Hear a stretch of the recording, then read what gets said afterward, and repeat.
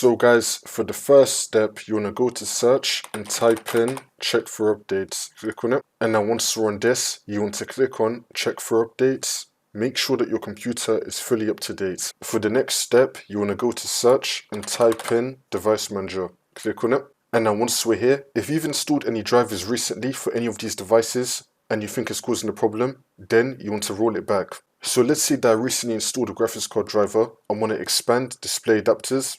I'm going to find my graphics card, I'm going to right click on it, and then click on properties, and then go to the driver tab, and then select rollback driver, which will then roll back your driver. For the next step, you want to go to search and type in CMD.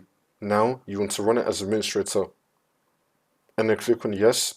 And now once you're on this, you want to type in SFC /scan now, and then click on enter.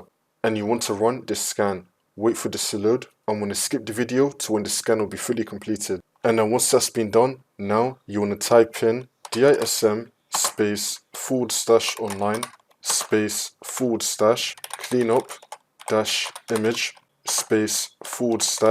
/restore health, and then click on enter again. And you want to run this scan as well. Wait for this to load. Once you complete both those scans, you want to restart your computer, and then the problem should be fixed.